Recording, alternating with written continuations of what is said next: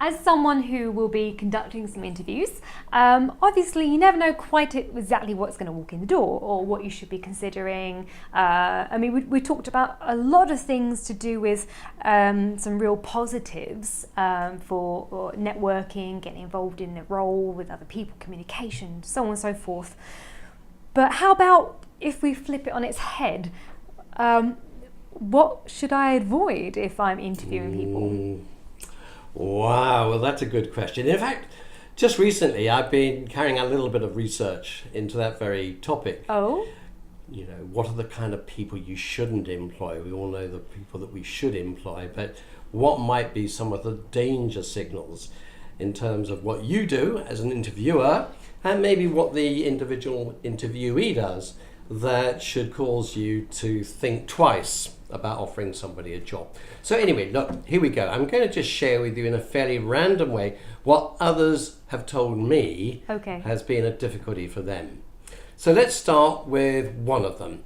So one of the first ladies I spoke to said, oh, well, Jeremy, you should never employ your daughter's boyfriend or your son's girlfriend or a friend of the family, no matter what position they hold, because if those relationships come unstuck, then you're going to be in for a difficult time in terms of managing the person in the employment of the company. I suppose the lines are blurred between personal and business. Yeah.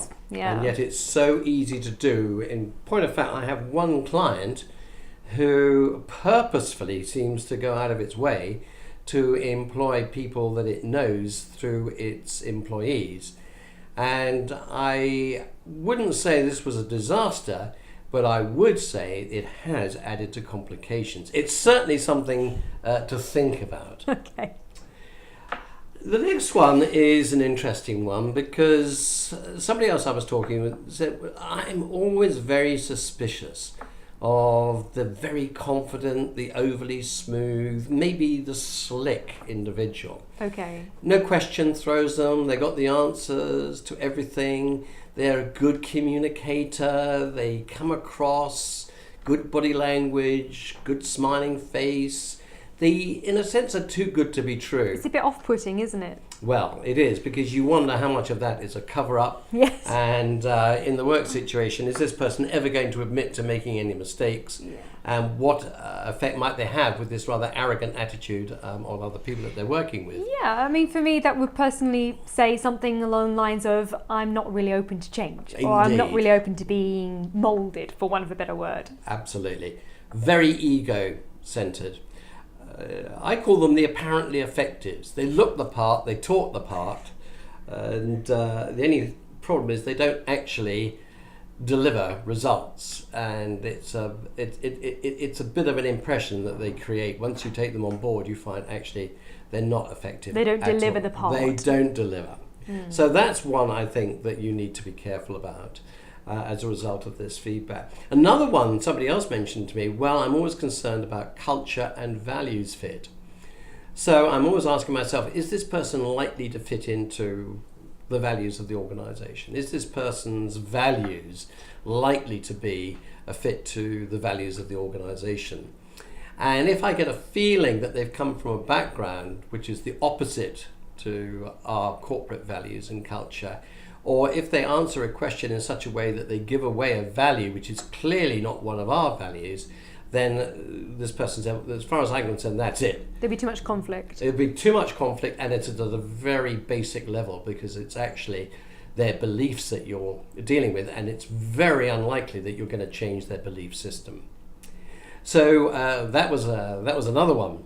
So how are we doing so far in terms of people to avoid and the reasons for those? Well, obviously there are exceptions, of course, but so far I can see where these people were coming from. Where we're coming from. Yeah.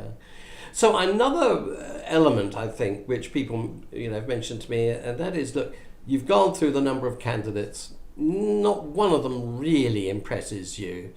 But you think, well, I've got to take one because I can't start this process all over again. Let's settle for second best. I mean, it's not that they're bad. They're not brilliant. I mean, they probably middle could of the make road, out. yeah. And the chances are, once they've made that decision, they regret it. And therefore they would say, if you haven't found the best candidate, well, start to look again. Don't settle for that second best. Maybe you should trust your gut a little more with that sort of thing. If it doesn't feel right, then it probably isn't. So, absolutely. And I suppose, interestingly, others have talked about, well, people that are unprepared, people that are careless, people that haven't done any research into the job, know nothing about the job, are approaching it for all the wrong reasons. Maybe they don't much care whether they get the job or not because they've been forced into attending this interview and it's not really been their idea. There are others that you might regard as the apathetic. They've done no homework, no research, and they will probably then, once they've got the job, if they get the job, be equally apathetic. And apathy is, as you know, it's a real killer, isn't it, in a group of people and morale, because they just don't care. There's probably nothing worse than that. To be fair, Jeremy, I am actually guilty of doing one job interview where I hadn't done my research, and I didn't get the job. Obviously, I did a little research, but nowhere near enough. And about a year later, having done a good amount of research, then I was offered the job. So I can see it from both perspectives. I totally get it. Yeah. So I think, that sort of attitude piece. Lack of attention to detail. Others told me, well, look, if they can't even complete the application form correctly and can't even write a covering letter without a whole lot of grammatical errors and mistakes, what's that going to mean? It's lack of attention to detail. So people sort of give that away, maybe. And then interestingly, and I found this one very amusing, and one person said, well, Jeremy, I've learned from experience there are dangers in recruiting the independently wealthy because they're basically, or they can be unmanageable because they don't need you. You say, look, this isn't going very well. I think, we ought to sit down and sort this out. And they say, well, frankly, I'm on my way. I don't like the sound of this. And they don't need you. That didn't even cross my mind. They don't know. It never actually crossed my mind. Now, I'm not saying that you should refrain from recruiting dukes and earls. However, if the person clearly doesn't need you and this is a bit of a hobby for them, then they're not going to give their all to it anyway, and you just don't have that interdependence, one relying on the other. So I think that's another... I chuckled at that one, if you like, because it certainly did not occur to me either. Now, I don't know if you'd add to any of those that from your experience, even before going into this area of interviewing, would occur to you. Those are just some. I'm sure there are many, many others. I did conduct an interview a few years ago, and a girl seemed very keen for a job. In this particular role. I was fairly new to doing the interviewing at the time, but she was too keen. Sort of desperate. Yes, but there was no pulling back with it. It was just very push, right. And to the point where it felt almost intimidating as an interviewer. So I kind of eventually had to ask her to stop. And then I changed the direction to actually find out a little bit more about her, as opposed to the job and how she would fit into it, essentially. You see, I would broadly classify that as lacking in emotional intelligence. Oh, okay. Talking at you, not being very self-aware, not really taking on board the situation that she was in. She wasn't really reading it. Not reading it at all. No. And there are some people who are like that, and if they're again like that in an interview, what are they going to be in dealing with your customers or other people? They just don't seem to have any nuanced intuition, if that's the correct way of putting it. And I think those are people who, unfortunately, you stand to put yourself and your organisation at risk if you bring them in. Yeah, absolutely. So I would fully endorse that.